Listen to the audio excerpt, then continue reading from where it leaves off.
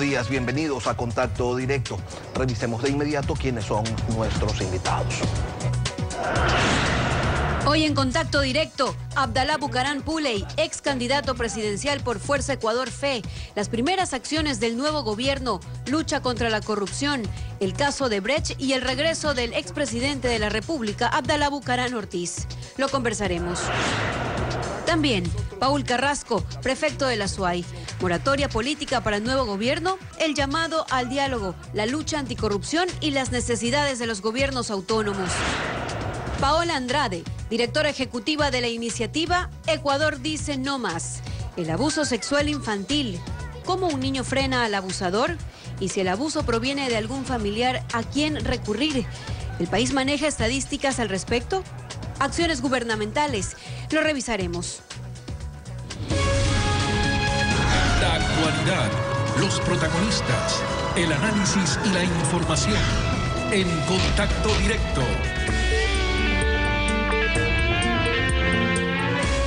Y a esta hora nos acompaña Abdalá Bucaram Puley, ex candidato presidencial por Fuerza Ecuador. Abogado, buenos días. Buenos días, Lenin. Un saludo a todo el país. 9 días lleva en el poder. Lenín Moreno ha hecho un llamado al diálogo a todos los sectores y evidencia un cambio de estilo. ¿Ello, a su criterio, satisface todas las expectativas de la ciudadanía o hay algo que está faltando? Buenos días. Bueno, primero destacar, reconocer lo que bien enfoca en su pregunta, el cambio de actitud y el mensaje que escuchamos el 24 de mayo por parte del presidente electo Lenín Moreno a todos los actores políticos, a todas las organizaciones sociales que queremos vivir en democracia y que respetamos la democracia. Principalmente, según su propio mensaje, a sus detractores que dicen lo han ayudado a avanzar en su vida, lo cual denota y demuestra que efectivamente su estilo de gobierno pretende ser distinto al gobierno saliente que durante 10 años se dedicó a odiar y a perseguir a todo aquel que pensaba diferente. Creo que estos 9 días han traído algo de paz al país, pero todavía queda mucho tiempo para verificar que estas palabras se cumplan en actos y que realmente este gobierno sea un gobierno tolerante, incluyente y que propicie el diálogo entre todos los ecuatorianos. ¿Cuál va a ser entonces la postura de Fuerza de Ecuador ante el régimen de Lenín Moreno? ¿Le van a dar 91 días más hasta completar los 100 y entonces sí vislumbrar los derroteros que tome este gobierno o consideran que ese espacio de tiempo no es necesario? Bueno, desde el día 1 de nuestra candidatura presidencial dijimos que buscábamos un Ecuador de paz. Un Ecuador que acabe con el odio en política, con las persecuciones, con los espacios destinados al odio y al descrédito de todos los adversarios políticos del gobierno. Y al menos en el mensaje, el presidente Lenín Moreno está invitando al Ecuador a este gran diálogo. Nosotros estaremos a la expectativa siempre del lado del pueblo, esperando que se cumplan todas aquellas ofertas que en gran medida también forman parte de aquellos ofrecimientos que hicimos dentro de la campaña. Estaremos fiscalizando que el gobierno cumpla, por ejemplo, con el libre acceso a las universidades de nuestros jóvenes que hoy debaten por conseguir un cupo dentro de la educación pública.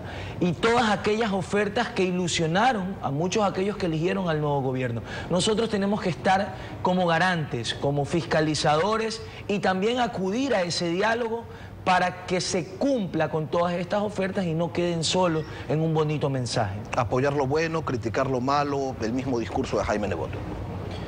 No creo que sea el mismo discurso de Jaime Nebot, porque más que los discursos, los que hablan por los políticos son sus acciones.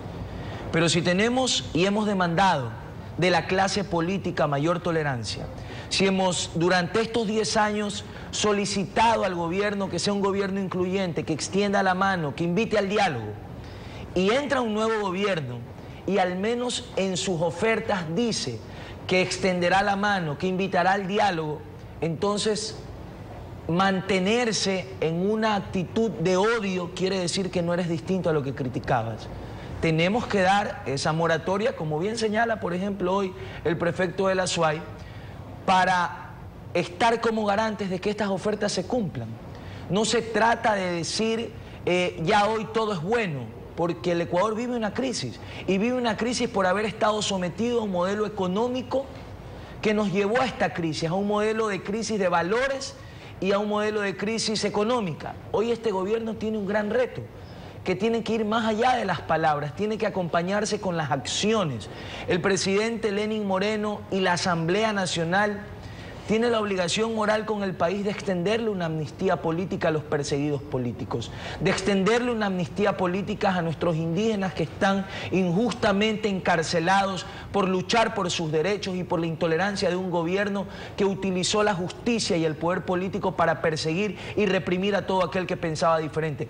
Es un gran reto el que tiene el nuevo gobierno y nosotros anhelamos como ecuatorianos y como ciudadanos de a pie, que el señor presidente Lenín Moreno cumpla con estas ofertas para traer la paz y que ese diálogo de todos nos permite tener un mejor Ecuador. Otra de las ofertas, otro de los retos, es la lucha contra la corrupción, una propuesta que fue común en los sectores de oposición y que encuentra una respuesta, por llamarlo de alguna manera, en este frente de lucha contra la corrupción que ha planteado el presidente de la República.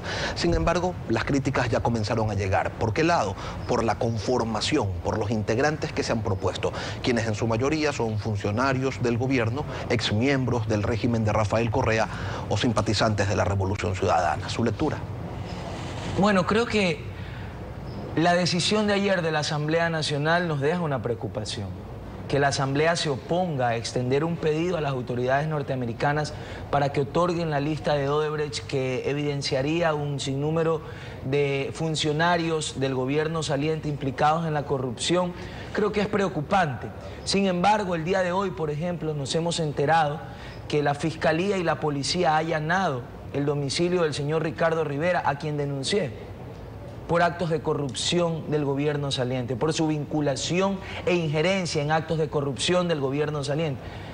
Tendremos que saber ahora por qué se dio este allanamiento, qué se encontró y calificar como positivo las cosas positivas. Sin embargo, es una ardua tarea la que tiene el presidente Lenín Moreno para convencer a los ecuatorianos que realmente su compromiso es con el Ecuador y no con ningún gobierno saliente, que su compromiso es con el Ecuador para luchar contra la corrupción y darle un baño de verdad y de justicia a ese impedimento de fiscalizar que durante esta década hemos vivido.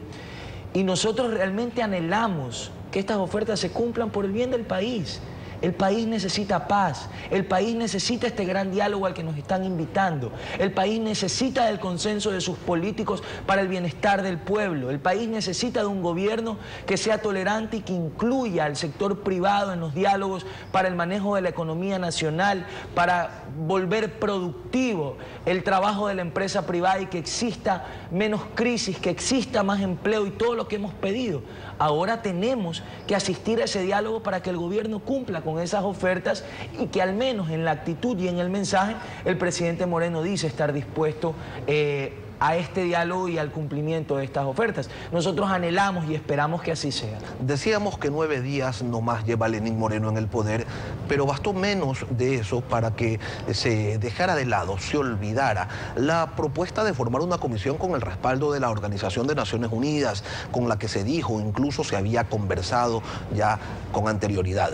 Se pensó entonces, cuando se dijo que la alta cirugía contra la corrupción se iba a desarrollar con la participación de la ONU, en algo así como lo que se conformó en Guatemala, la CICIG, la Comisión Internacional contra la Impunidad en Guatemala, pero parece que por acá vamos a estar lejos de eso porque la conformación anunciada no contempla hasta el momento a la ONU.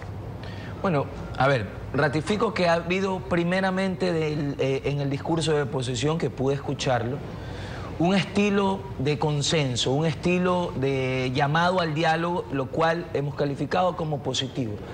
La conformación de una comisión anticorrupción con veeduría de la ONU, con asistencia internacional, fue una de las propuestas de campaña de Fuerza Ecuador y de este candidato. Hay que insistir dentro del diálogo en que esto se cumpla. Hay que insistir dentro de este diálogo en que no se quede en bonitas palabras y en un bonito mensaje la lucha contra la corrupción y el cumplimiento de las ofertas por el cual el pueblo votó mayoritariamente, que es el gobierno que hoy tenemos. Entonces, ¿cómo podemos hacerlo si no asistimos y no escuchamos y no proponemos dentro de esta moratoria o de este gran diálogo al que hemos sido invitados. Tenemos que asistir y tenemos que exigir en nombre del pueblo que esto se cumpla, porque además ha sido una de nuestras ofertas de campaña. Ahora, hay que entender en democracia que no todo lo que uno pida o todo lo que uno ofreció puede cumplirse en un gobierno que no es el tuyo.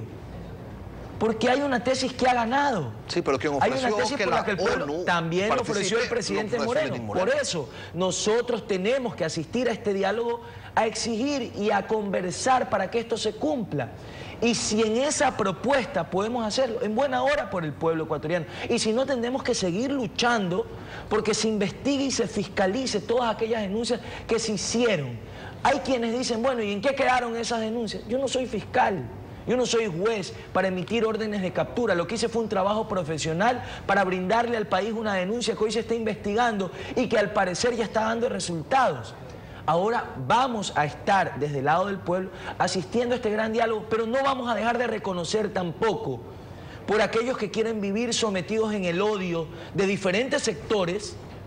No vamos a dejar de asistir a un diálogo democrático que puede fortalecer no solo la democracia y la institucionalidad en el país, sino los días de paz que anhelamos los ecuatorianos, que queremos vivir en libertad y sin corrupción en nuestro país. Y esa voluntad de diálogo, esa madurez, ¿usted la identifica también en otros sectores de la oposición o considera que para esas otras organizaciones políticas les va a ser mucho más complejo sentarse o estar abiertos a aceptar una invitación por parte del actual gobierno? Siempre lo he dicho durante estos 6 años que he estado en la cosa pública, que más que opositor yo soy un hombre que está del lado del pueblo. El concepto que existe de oposición en este país es odiar desde el otro sector y ese no es mi estilo de hacer política. Yo hago política para transformar la política y porque los jóvenes anhelamos un país distinto en el que el odio quede extinguido de la clase política y del quehacer político nacional de gobierno. Nosotros vamos a estar en la misma posición, exigiendo las mismas acciones que demandamos del gobierno anterior y que hoy este gobierno promete cumplir o al menos ser tolerante para escuchar. Cuando usted ya no escucha del nuevo gobierno o del nuevo mandatario insultar a todo aquel que piensa diferente, creo que ya es un sinónimo de que las cosas pueden mejorar. Cuando el nuevo gobierno dice que respeta lo que hizo el presidente Correa de sus enlaces sabatinos, que eran 3 horas destinadas al odio a todo aquel que pensaba diferente, y que ya no van a haber sabatinas, uno entiende que lo que existe es una, al menos, buena voluntad para que las cosas cambien. Entonces esperamos que todos los ecuatorianos, sin claudicar en nuestras peticiones en beneficio del pueblo, podamos realmente ser artífices de que la democracia funcione en el país y que no copiemos el estilo de odio que saturó a la clase política y al país en general del gobierno saliente. Nosotros vamos a estar a la expectativa, siempre del lado del pueblo, dialogando con todos los sectores en todo lo que beneficia al pueblo y siendo inclaudicables en la lucha contra todo aquello que perjudique al pueblo del Ecuador, siendo inclaudicables en nuestra lucha contra la corrupción y en las denuncias que hemos hecho, pero siempre actuando de acorde a nuestra Constitución y a lo que el marco legal ordena. En otro tema y para concluir, para el próximo 17 de junio está previsto el retorno de Abdalá Bucaram Ortiz, su padre. Al Ecuador, ¿él va a venir a radicarse después de un autoexilio de 20 años o estará solo temporalmente para luego volver al país que lo acogió durante todo este tiempo? Bueno, vuelve un ser humano primero que nada. Más que un actor político, que un expresidente, vuelve un abuelo, vuelve un padre de familia, vuelve un esposo que durante 20 años, al igual que 3 millones de ecuatorianos que se fueron de este país después del feriado bancario y de todos los golpes de Estado que se propiciaron en nuestro país, vuelve a su patria, retorna con su familia a quedarse en su país y a pretender vivir en paz dentro de un Estado democrático que ha ofrecido que se va a cesar con las persecuciones políticas y el enfrentamiento y el odio contra quien piensa diferente. ¿Vuelve a participar en política? Esperamos que esto se cumpla. Va a participar en política seguramente, pero siempre me ratifico en aquello. ¿Como candidato? Que el regreso más importante es el del ser humano y seguramente dentro de su futuro y accionar político constitucionalmente tiene todo el derecho de participación Y esperamos y estamos convencidos que así va a ser. Yo no me guardo nada, no tengo discursos escondidos, y si pienso que Abdalá Bucaram va a participar mañana en política, lo digo abiertamente, porque creo que así va a ser. Abdalá Bucaram Puley, gracias por habernos acompañado esta mañana. Regresamos en unos pocos minutos con más de Contacto Directo. Gracias, buenos días. En instantes, Paul Carrasco, prefecto de la SUAY, postura política frente al nuevo régimen, las necesidades de los gobiernos autónomos y la lucha anticorrupción. ¿Empieza con pie derecho? Ya regresamos. La libertad política es la condición previa del desarrollo económico y del cambio social. Lo dijo John Fitzgerald Kennedy, presidente de Estados Unidos.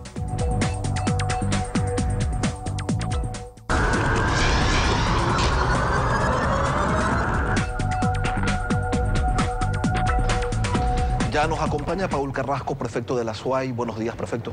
Buenos días, Lenín. Gracias por la invitación. En relación al nuevo gobierno, al régimen de Lenín Moreno, usted propone una moratoria política. ¿Bajo qué condiciones? A ver, nosotros propusimos hace alrededor de 2 años, primero una gran unidad nacional y segundo, una moratoria política para cualquiera que sea el presidente. En este caso, Lenín Moreno o Lasso, que llegaron a la segunda vuelta.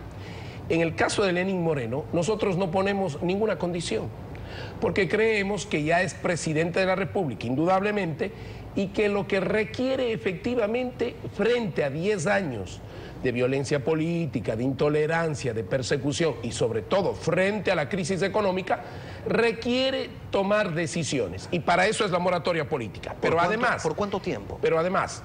por 1 año planteo yo, porque 100 días es imposible resolver los problemas del país. Pero además lo que nosotros planteamos es que definitivamente una moratoria política desde la oposición nos permite que se dé el llamado al diálogo que él ha planteado. Y ese diálogo requiere unidad de los sectores políticos, podernos ver, sentarnos, encontrar los disensos y encontrar los consensos. Y sobre los consensos, las soluciones. Es decir, ¿qué es lo que necesita el presidente de la República? Liderazgo colectivo, es a la cabeza de un gran grupo de la diversidad política de este país y encontrar soluciones. Obviamente él es el dueño de la tesis ganadora, pero creo que es indiscutible que este liderazgo colectivo nos puede permitir, en base a la moratoria política, encontrar salidas reales para un Ecuador distinto. Pero la oposición está capacitada para deponer posturas, para consensuar, para respaldar esos consensos, sin importar que se esté dando en ese momento apoyo a la tesis del presidente electo.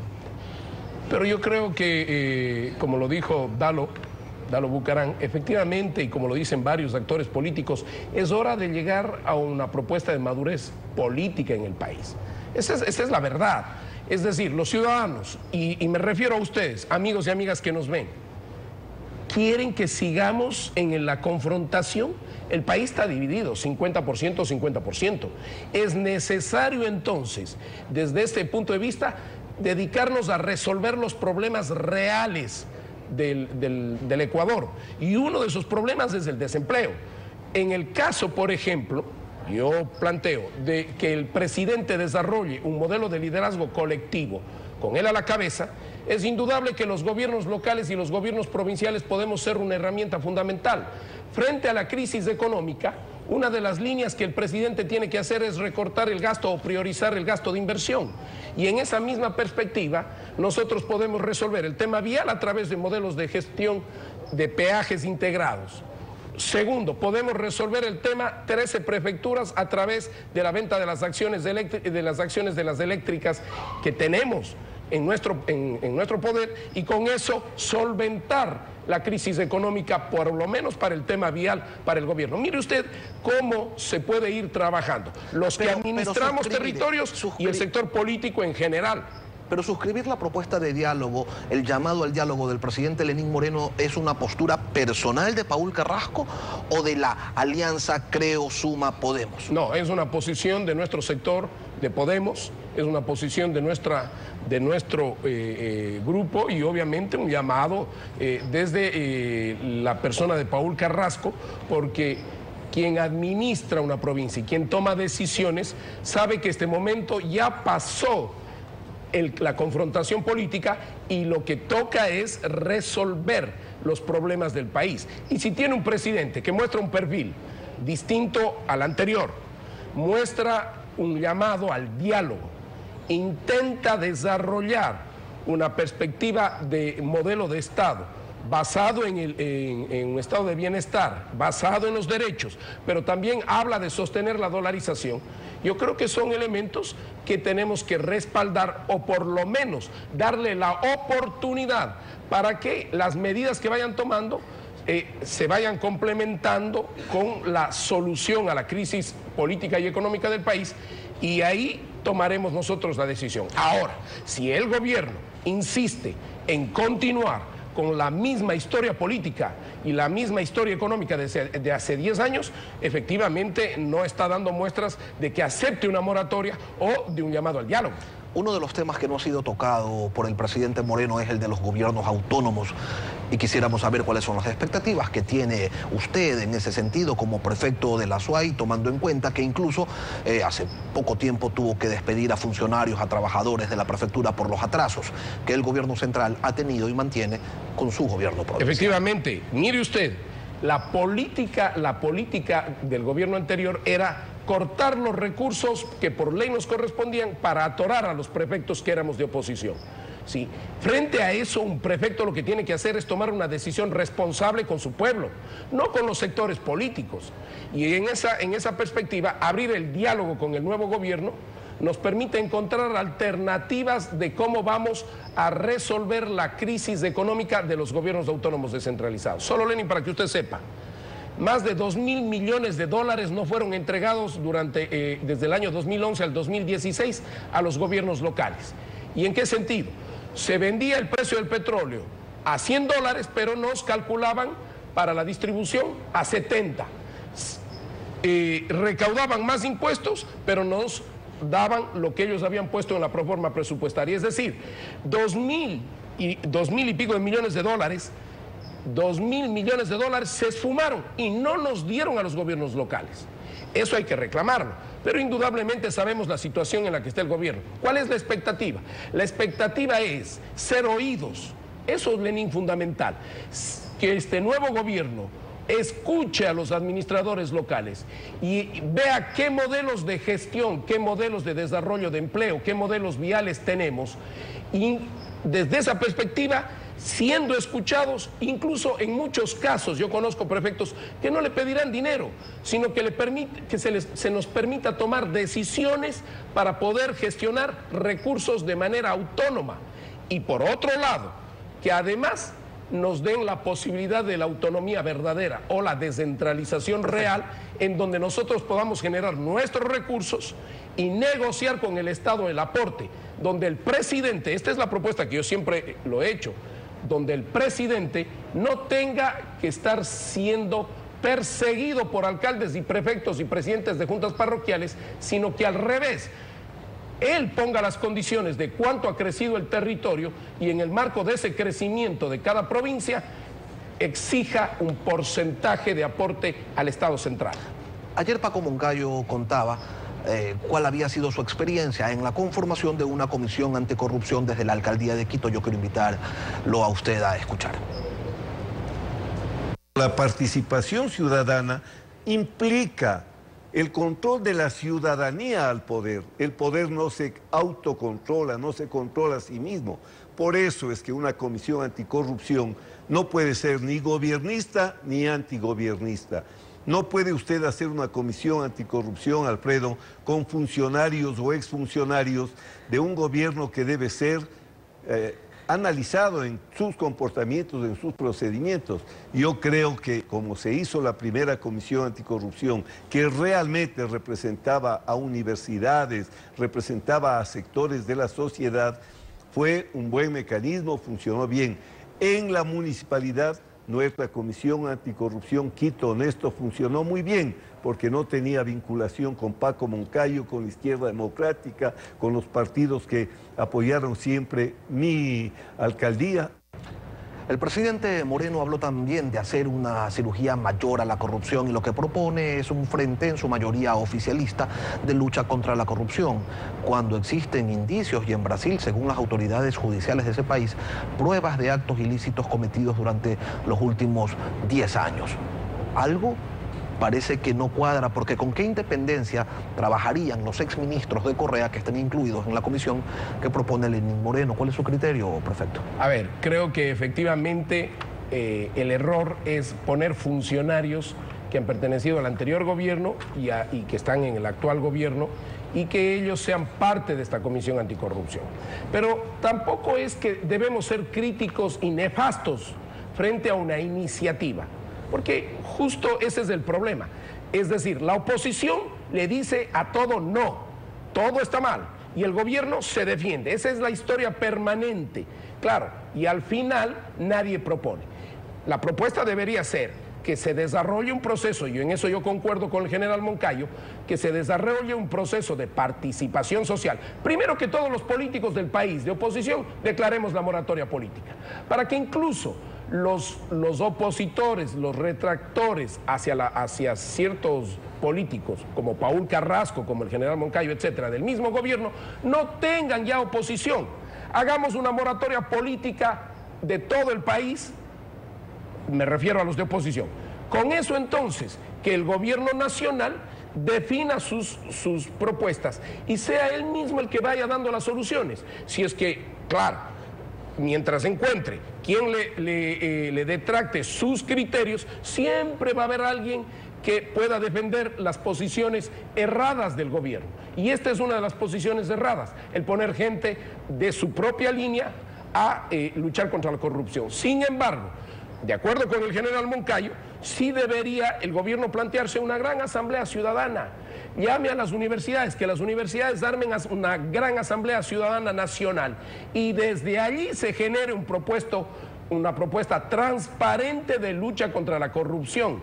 Desde ahí, más que una comisión anticorrupción, una comisión que determine, ¿sí?, qué casos son los que están complicados en cuanto a corrupción. Hay un listado enorme, y que esos casos sean presentados a la Fiscalía y que se haga un seguimiento a la Fiscalía. Porque, ojo, no solo es responsabilidad del presidente de la República. Aquí el que tiene una gran responsabilidad también es el fiscal general de la Nación, que obviamente es de la línea del gobierno nacional. Los órganos de control en su totalidad. Prefecto Así es. Paul Carrasco, prefecto de la SUAY, gracias por acompañarnos esta mañana en Contacto Directo. Volvemos en un instante con más.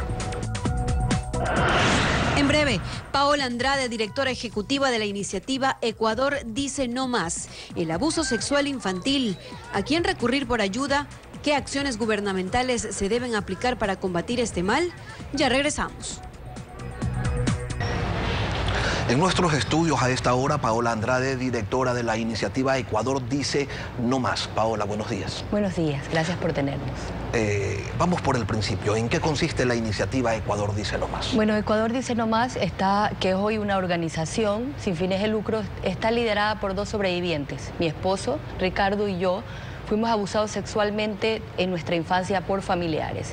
Y luego de 20 años de luchar contra el tema, decidimos romper el silencio para darle un rostro y una voz a los que viven este terrible dolor, esta terrible traición a la infancia, y poder darle esa voz y esa cara a esos niños que hoy no pueden pararse delante tuyo, delante de las cámaras. UNICEF dice que 1 de cada 10 mujeres han sido víctimas de abuso sexual cuando eran niñas o adolescentes. La cifra, sin embargo, se considera que se queda corta con lo que sucede en realidad. Además, solo está contemplando a niñas, pero también ocurre con niños. Exactamente. Una de las primeras cosas que quería decirte, que el día de ayer lanzamos para nosotros como sobrevivientes y para todos los niños y madres de niños que están en la mitad de los juicios y los terribles problemas que se dan para los sobrevivientes, una alianza con UNICEF, lo cual nos da un respaldo. Y la primera cosa que hicimos junto a UNICEF es ver las estadísticas. No existen estadísticas recientes y reales. Esa estadística que tú nombras, que es la única que tenemos, está basada en que el 15%, solo el 15% de las personas que conocen de un abuso sexual denuncian. denuncia. Es decir, son bajísimas. Mundialmente, cuando hablamos mundialmente, se habla de que 1 de cada 4 niñas y 1 de cada 6 niños es abusado sexualmente en países totalmente desarrollados. Una de las primeras medidas, yo creo, sería tener estadísticas reales, porque las actuales solamente muestran la punta del iceberg, en un tema del cual recién estamos empezando una conversación como país. Paola, ¿pero cómo se enfrenta a esta situación? Se lo pregunto porque, revisando también algunas estadísticas, observamos que uno de inicio, una persona que ha sufrido un abuso sexual en su infancia, debería recurrir, uno se imagina, insisto, en primera instancia debería recurrir a su familia. Sin embargo, los números nos dicen también que 1 de cada 3 víctimas que fueron donde sus familiares no les creyeron que habían sido víctimas de un abuso sexual. Y a esa estadística le sumas que el 65% en Ecuador ha sido abusado por familiares o personas de mucha confianza. Ese es el problema más grande del tema del abuso sexual, que nosotros crecemos pensando que el abusador es un extraño. El abusador la mayoría del tiempo está en la casa, está en el barrio, es vecino, es mejor amigo de la familia, es tío, padre, a veces madre, tía, empleada doméstica, niñera. Es una persona de confianza que manipula al niño. Y cuando el abuso se sabe, contrario a lo que uno puede pensar, que inmediatamente la madre va a actuar, que fuera así si es que el abusador fuera un extraño.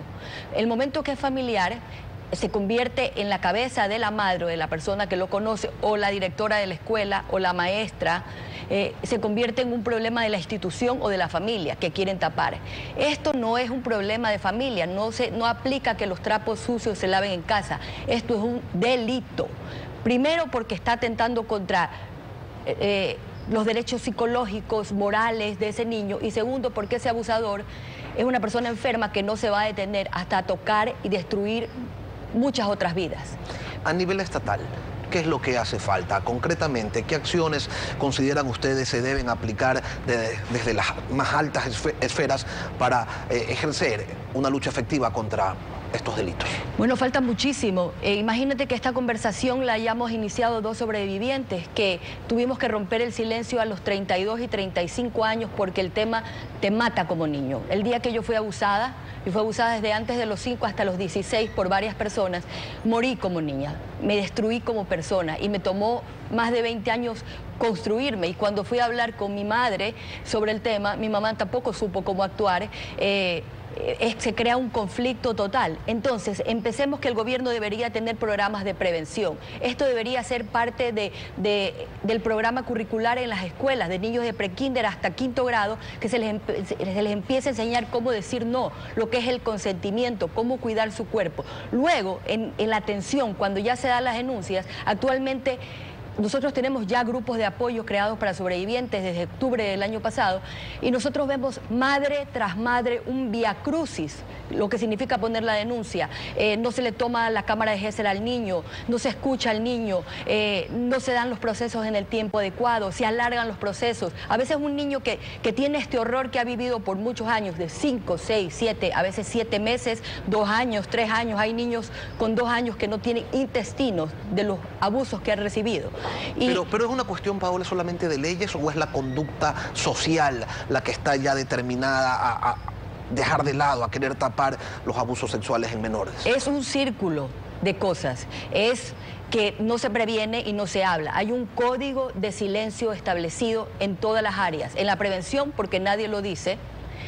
Luego al actuar, porque hay muchos nudos en el sistema que no permiten encarcelar a este abusador. Solamente el 5% de todos los delitos de abuso sexual son sancionados, imagínate. Y tampoco existe, nosotros con mi esposo tuvimos que crear de nuestros fondos grupos de apoyo, porque cuando salimos con la campaña en Ecuavisa el año pasado, eran miles de personas que los escribían, y adaptamos un proyecto de Alemania y empezamos los grupos de apoyo, y tenemos ya mujeres empoderadas mujeres y hombres empoderadas de 8 o 9 meses trabajando con nosotros.